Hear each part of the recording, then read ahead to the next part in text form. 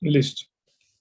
Bueno, entonces, esta escala nos va a, esta sí nos va a precisar el lugar donde se encuentran las lesiones y además de ello el grado de lesión. Aquí no lo maneja del 1 al 5 porque si se menciona que tiene una lesión que es el grado 6, esa pues es la pues incompatible, bueno, que ya no incompatible con la vida y automáticamente se valoraría con un 75. Entonces, por eso nada más nos maneja esta del 1 al 5 y dependiendo la lesión, si no se encuentra una lesión, pues va a ser cero. Entonces, si se encuentra una lesión en la cabeza, dependiendo pues de la severidad, se le va a colocar estos números. Si no se encuentra, pues se coloca cero y así vamos con las diferentes partes que aquí nos maneja cabeza, el cuello, la cara, pecho, abdomen y pelvis, las extremidades y en externos es la piel. Y bueno, para calcular esta se van a tomar los tres valores más altos que se van a multiplicar al cuadrado, que aquí podemos ver, y la suma de estos números va a ser pues el grado de la gravedad y pues recordemos que va de 0 al 75, puedes cambiar a la siguiente.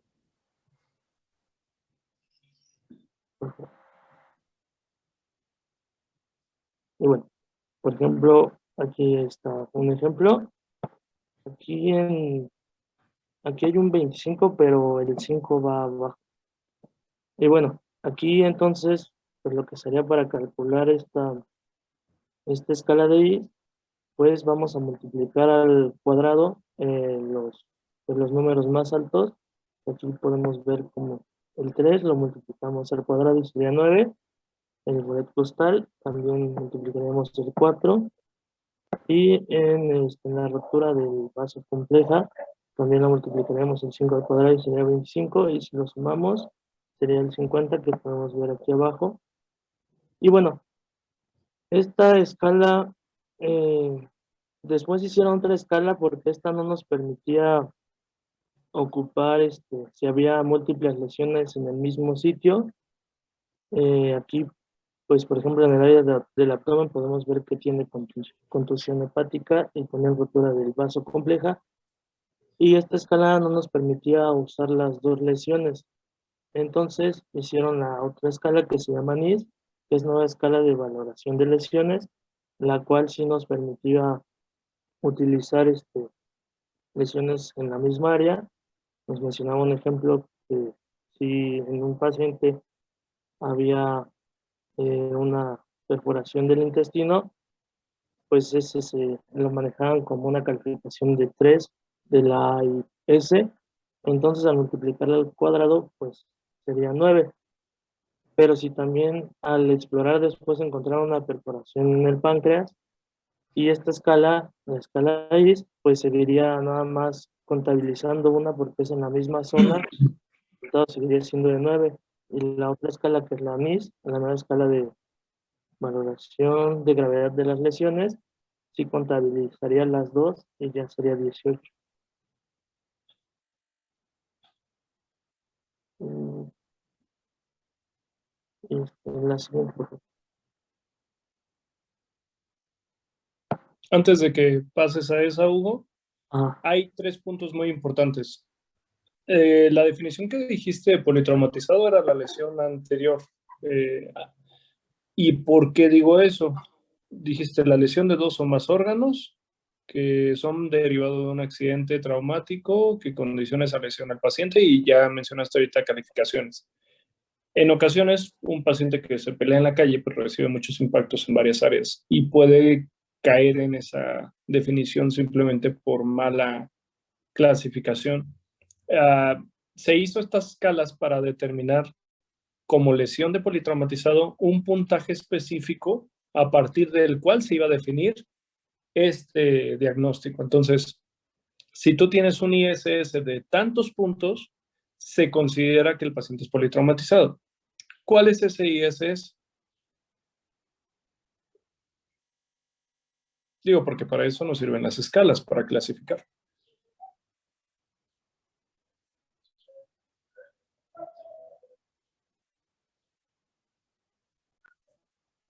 No lo recuerdo. Ok. A partir de 17 o más puntos se considera politraumatizado.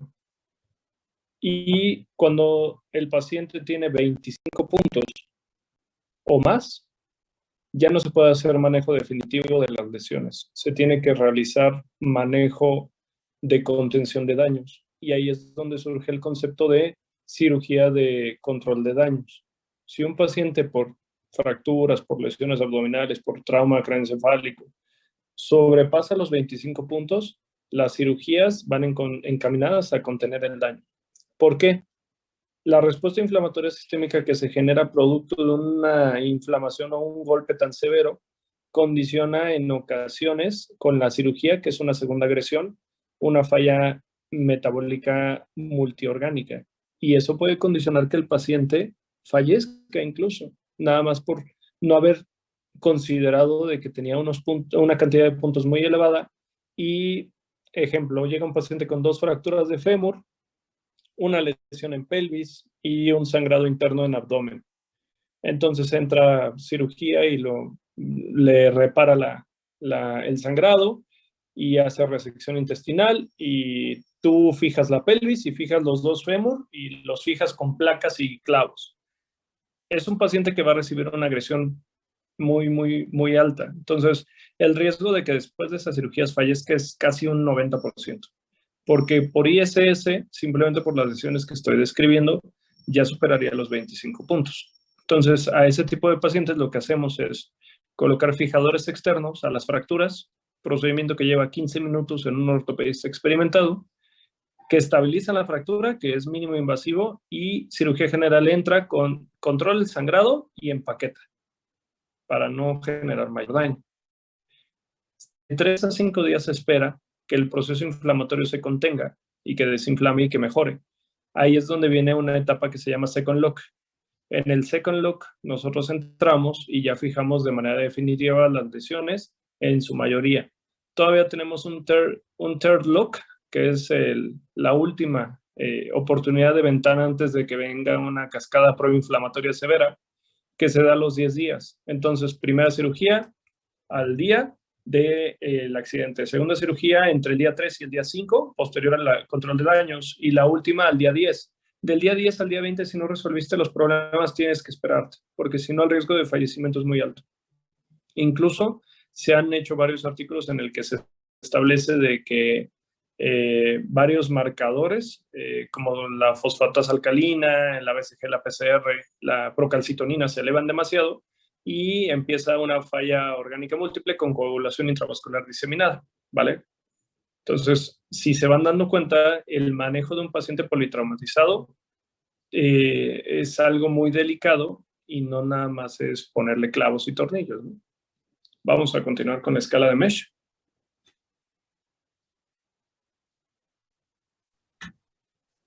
Bueno, continuando con la escala de Mesh, esta fue creada en 1990 por el doctor Carl Hansen. Utiliza el índice predictivo para la salvación en la extremidad. Esta escala es la más utilizada para valorar la amputación. Los factores por los cuales se puede requerir amputar alguna extremidad son algún traumatismo, algún tipo de tumor, alguna quemadura, una infección, como puede ser por el estreptococo beta-hemolítico del grupo A, que causa la fascitis necrosante, y una presencia de isquemia. Los, los valores que toma en cuenta esta escala son una lesión en tejidos blandos, así como en tejido óseo. Esto lo divide en 3 niveles, de baja energía, de media y de alta. La de baja energía puede ser a causa de una fractura simple, recordando la clasificación de Justino y Anderson, una tipo 1 o tipo 2. En una energía media, la causa puede ser una fractura expuesta o a múltiples fracturas, como es el caso de la tipo 3, 3A, donde hay una fractura segmentaria y lesión de partes blandas. Y en la de alta energía ya es una herida por arma de fuego o a quemarropa o por una lesión por aplastamiento. Y la última es de muy alta energía. Esta tiene una contaminación excesiva y una ebullición de tejidos, como es el caso de la clasificación de tipo 3B, donde hay una lesión excesiva en tejidos blando, en una exposición de tejido óseo y está muy contaminada, así como la presencia de colgajos. Otro punto importante que toma en cuenta esta escala es la isquemia de la extremidad. Para esto se evalúa el pulso, dependiendo en qué tipo de extremidad se encuentra la lesión.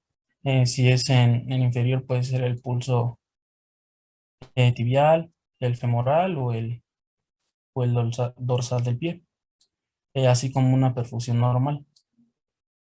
En el caso de que no tenga pulso y presente paresias, va a ser acompañada de una disminución del llenado capilar.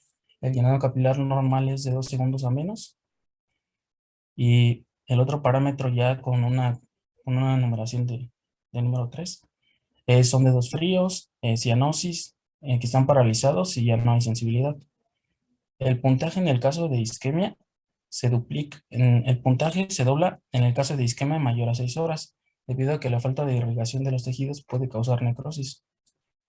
Otro punto muy importante es el choque o el estado hemodinámico del paciente o del lesionado, en donde se evalúa la presión sistólica, eh, debe ser mayor a 90 milímetros de mercurio, así como una hipotensión transitoria.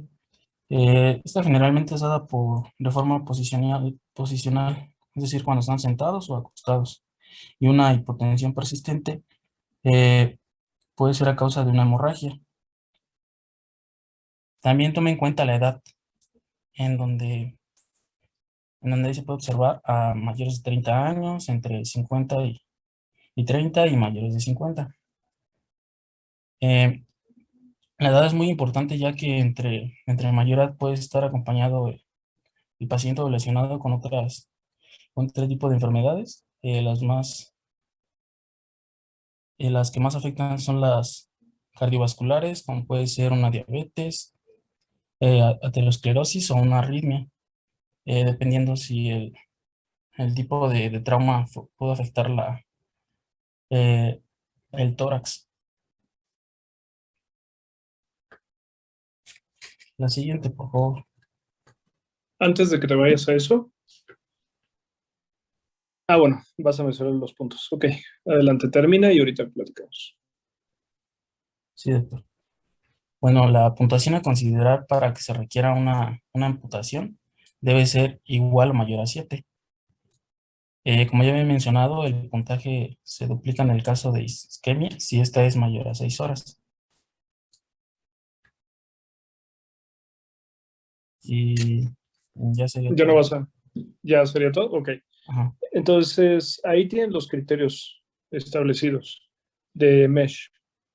¿Cuál de los 4 sería el más importante para ti? El de la isquemia, Ok, ¿por qué? porque la falta de irrigación a los tejidos, si es prolongada, puede causar una necrosis. Segundo criterio, más importante. Eh, el tipo bueno, la lesión a tejido blando y hueso, ya que ahí determina la clasificación de la fractura. Y no necesariamente la fractura, sino el machacamiento de los tejidos, pensando en que te podría desarrollar una complicación más amplia como un síndrome compartimental o en su defecto una rhabdomiólisis, ¿no? Lo que platicábamos en algún momento cuando expuse esos temas. Está bien lo que contestas. Los 2 criterios más importantes de esa escala es el A y el B. Si se dan cuenta, la puntuación que se necesita a un paciente es muy, muy baja. Entonces, si por choque, imagínense que llega un paciente que maneja a lo mejor presión arterial baja porque o es un deportista de alto rendimiento, o viene deshidratado, o viene con alguna otra situación metabólica que le baje la presión arterial. Entonces, ya por la hipotensión persistente con la que llega, le das 2 puntos. Es una persona de más de 50 años, tiene 52, ¿no? Es una persona de nivel socioeconómico alto, y esos 52 años para una persona convencional son 30, ¿no? Es decir, esta persona se ve muy bien conservada, muy bien alimentada y demás. Entonces ya tiene ahí 4 puntos. Y sin embargo tiene a lo mejor una lesión de tejido blando de energía intermedia, le das 2 puntos, ahí lleva 6. Y tiene disminución en el llenado capilar, porque a lo mejor donde fue el accidente no se fue en la madrugada, había mucho frío, viene hasta cierto punto con una crisis de reconversión porque viene asustado, y eso también disminuye la presión arterial y también disminuye el llenado capilar porque toda la sangre se va hacia los órganos sistémicos. Entonces ahí ya le diste 2 puntos más, entonces tendría 2, 4, 6, 8. Entonces, la lesión que tiene en su pie, ya por esta puntuación, entonces, si fuéramos muy cuadrados, sería para amputarse, y no viene por esa situación. O sea, realmente la lesión es lo de menos. Entonces, tienen que valorar muy bien esta situación y ver qué son los modificadores. De hecho, cuando nosotros amputamos una articulación, se hace una nota en la cual firman 3 médicos que no hay otra solución. Y generalmente los criterios más importantes que tomamos es que es demasiada la energía que se distribuyó sobre la extremidad, lo que condicionó que prácticamente esa zona quedara inservible biomecánicamente, o incluso tratar de salvarla sería más riesgo que beneficio para el paciente, y que prácticamente la isquemia es algo ya irreversible. El daño vascular está presente o no hay forma de que pueda volver a revascularizarse esa extremidad. ¿Sale? Pocas veces tomamos en cuenta lo del choque hipovolémico o la edad. ¿Sale? Muy bien. Listo. Sí, doctor, gracias.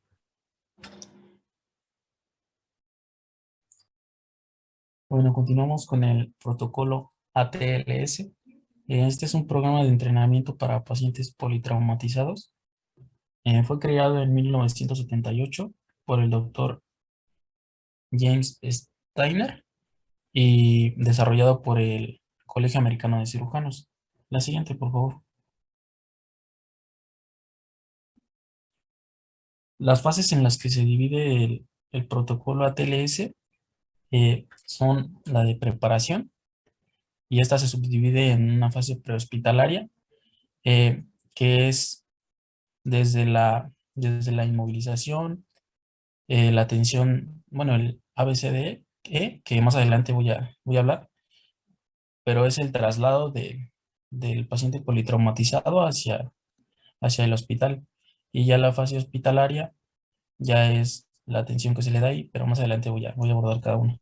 Y el triage, que había mencionado la clase pasada para la clasificación de las diferentes heridas que puede tener cada uno y el puntaje que le dan.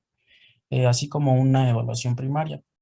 En esta se habla principalmente de una resucitación y la transferencia. Y en la evaluación secundaria, en una historia clínica sobre lo que pasó, cómo sucedió el traumatismo, y continúan con el examen físico de pies a cabeza. Las últimas fases son la monitorización continua por resucitación y reevaluación. Esto sobre posibles hallazgos que pueda presentar el paciente posteriormente al traumatismo. Y los cuidados definitivos, que es cuando ya pasa a piso. La siguiente, por favor. Bueno, en cuanto a la fase de preparación, se divide en prehospitalaria y hospitalaria. En la hospitalaria, como ya he mencionado, se tiene que notificar al hospital antes de realizar el traslado. Se enfocan principalmente en la vía aérea, que esta puede estar obstruida o una causa de un objeto extraño, algún tipo de fractura traqueal, laringia, o así como obstruida por un tipo de, de sustancia como puede ser la sangre. También se enfoca principalmente en el control de la hemorragia, esto para evitar un choque hipovolémico, la inmovilización y el transporte. Y en la fase hospitalaria,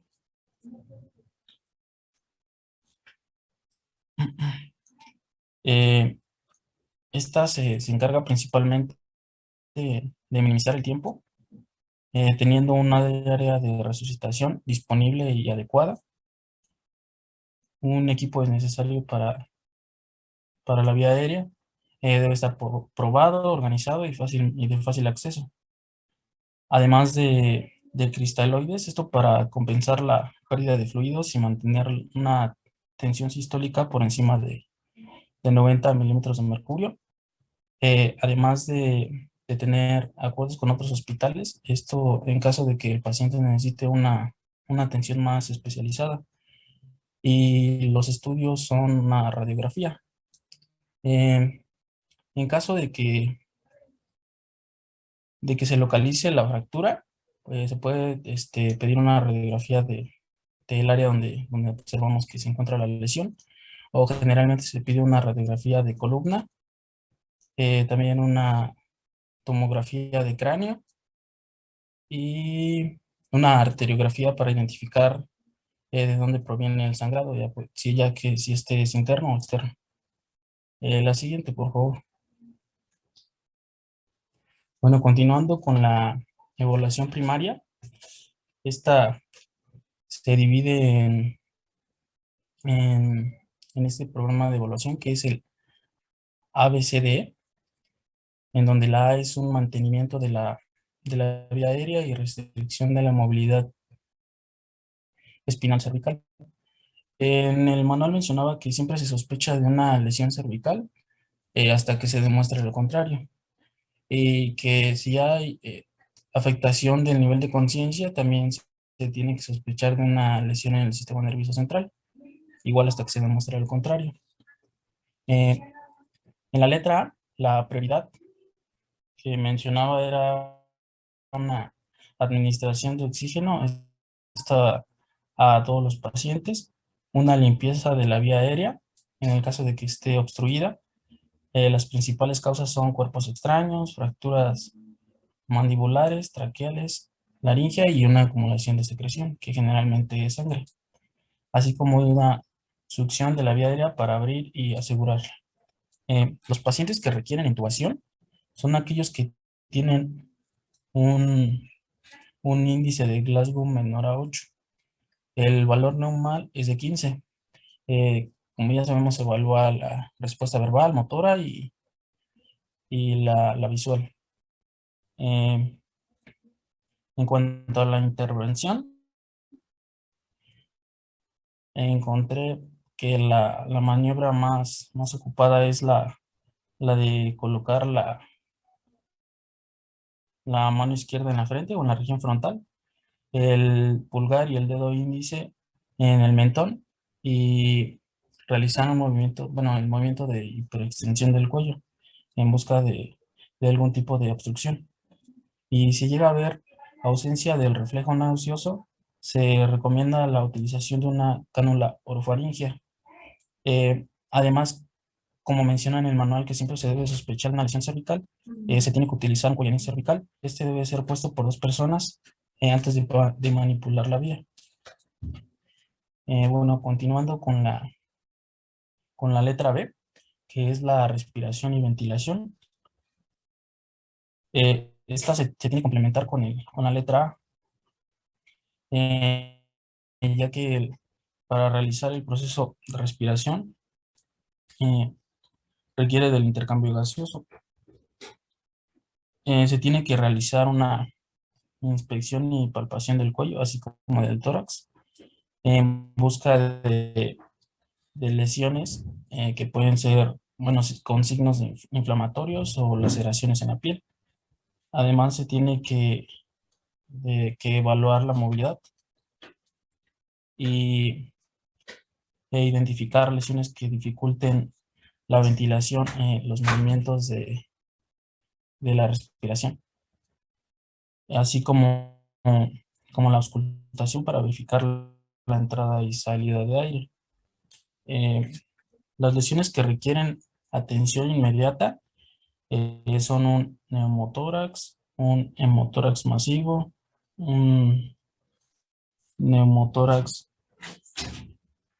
abierto, que este presenta un hueco en la parte posterior, en donde la presión atmosférica es mayor que la intratorácica, y esto puede tener como consecuencia un colapso pulmonar. Como ya había mencionado, se recomienda suministrar oxígeno a todos los pacientes, y este se debe de monitorizar con un pulsoxímetro de manera continua. Y bueno, continuando con la letra C, que es la circulación y control de la hemorragia. Aquí se tiene que evaluar el volumen sanguíneo, tomando en cuenta que el volumen normal en un adulto de 70 kilogramos es de 5 a 6 litros. Se tiene que considerar que, bueno, si hay un signo de hipotensión, se tiene que considerar principalmente que la causa es una hemorragia. Así como evaluar la escala de Glasgow.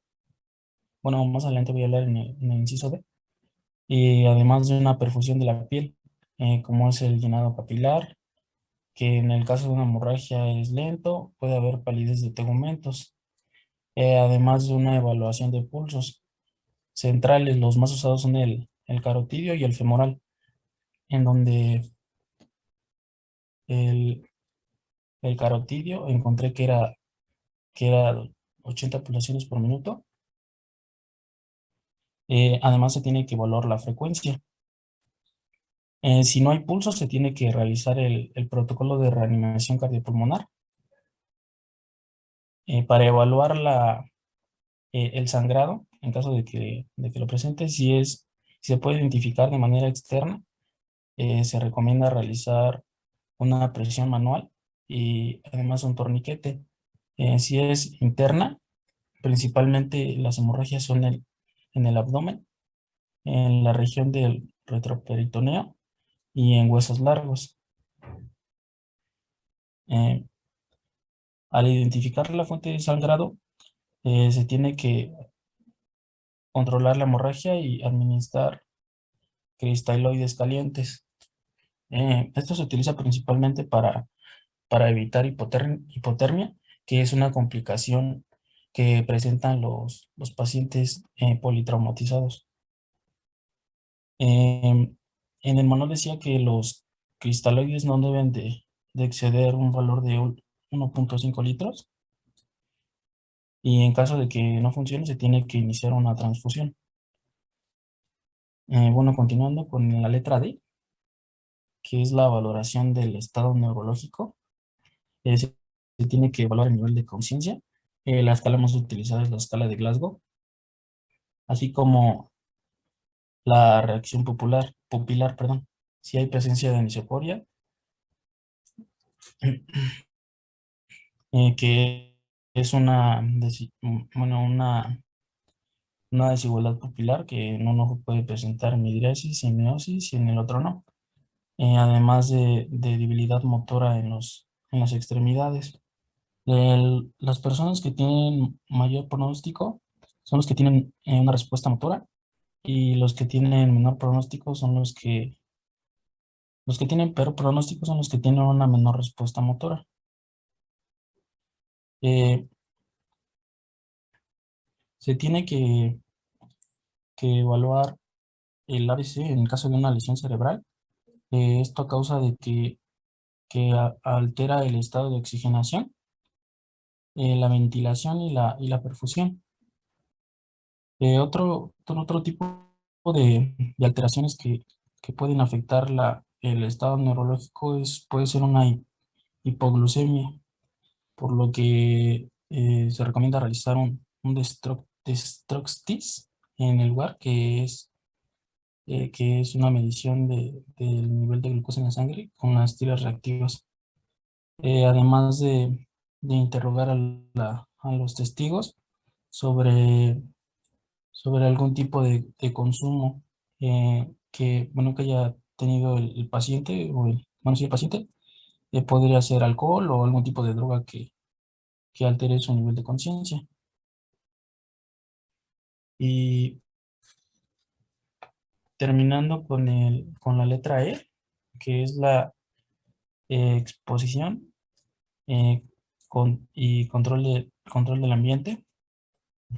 Este evalúa principalmente la temperatura del paciente, por lo que se recomienda cubrir con mantas térmicas, que la sala de reanimación se encuentre caliente y, como ya les había mencionado, la administración de cristaloides calientes. La temperatura es de 37 a 40 grados. También encontré que para poder evaluar de manera rápida eh, el A, la B bueno, de manera conjunta el ABCD, se puede preguntar, bueno, se puede identificar si el paciente habla claro. Esto da como referencia que no hay una obstrucción de la vía respiratoria. Y si observamos que tiene movimiento torácico al hablar, tiene una respiración normal. Además de que si le realizamos un, una pregunta o le preguntamos cómo sucedió el incidente y describe lo que pasó, su estado de conciencia puede que se encuentre normal o estable. La siguiente, por favor. Y eso sería todo de la atención primaria.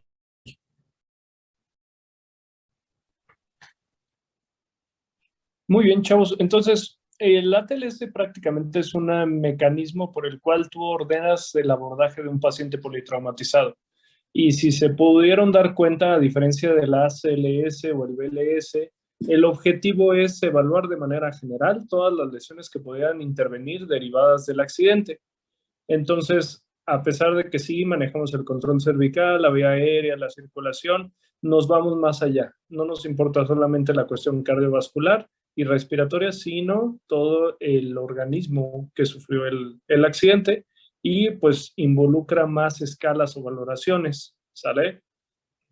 Más adelante es muy importante que identifiquen la Revised Trauma Score, que ese es uno de los datos más importantes que te habla del estado hemodinámico de un paciente politraumatizado para que puedan complementar este tipo de valoraciones.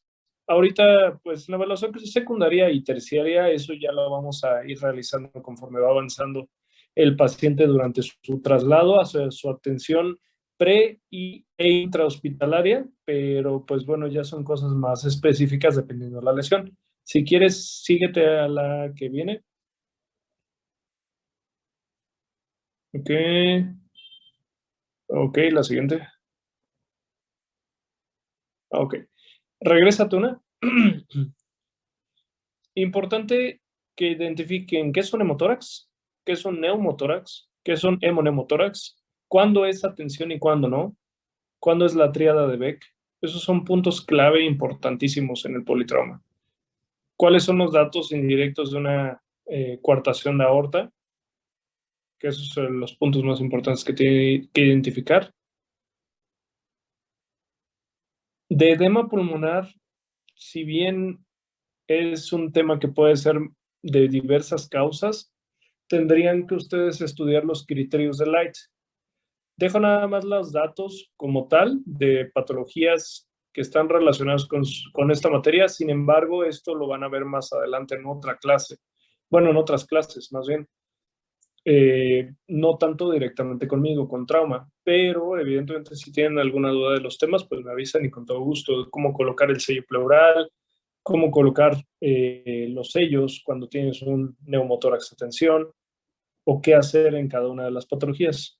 Revísenlo con calma, no va a venir eso en el examen. Lo de ATLS solo me interesa que sepan la secuencia, todas las demás escalas y lo demás que vimos sí vienen en el examen, ¿vale? ¿Dudas, preguntas hasta ahorita de esto? Doctor, yo le tengo una duda. Sí. estaba, bueno, al momento de hacerlo de la escala de ATLS, vi Ujú. que, bueno, o sea, pues uno viene en el ENART, ¿no? Pero que últimamente, bueno, que actualizaron la guía o, bueno, el proceso de A, B, C, D, E, y que Ajá. ahora se considera la X al principio que por hemorragia. Pero eso aún, o sea, eso actualmente sí se aplica o se siguen quedando, bueno, nos seguimos quedando con la A, B, C, D, E. Sí, no, digo, realmente no he visto como tal una actualización directa y la hemorragia la incluyes en la C, en circulación y estado hemodinámico. Y eso es contención de hemorragia. Evidentemente tú priorizas, si ves al paciente que está desangrándose posterior a una herida masiva en abdomen, tú llegas directamente a tratar esa letra, ¿no?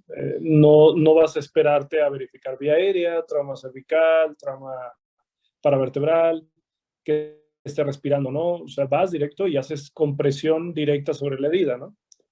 Ya involucra cada paciente. Gracias. Ujú. Muy bien. ¿Alguna duda o pregunta, chavos? Ojo para el equipo que expuso.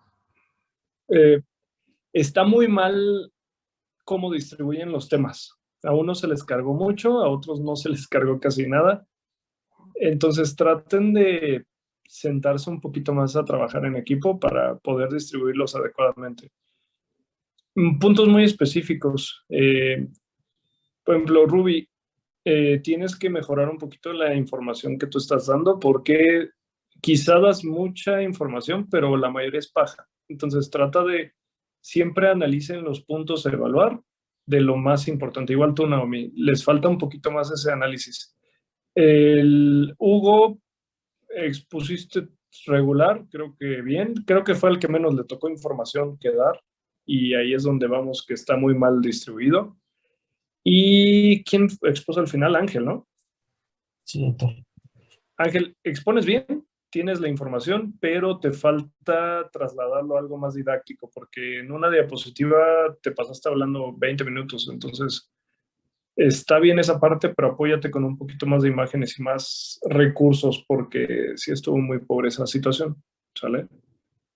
Y pues nada más queda que mejoren un poquito más en esta situación. De entrada, su calificación, lo van a agradecer cuando venga el examen. Esos 3 puntos saben a gloria cuando les va mal allá, pero pues cada vez van a ir exponiendo más durante la residencia, el internado y demás, y esto es algo que deben de manejar al 100%, ¿vale? De ahí en fuera, la presentación que me mandaron el día de ayer está bien.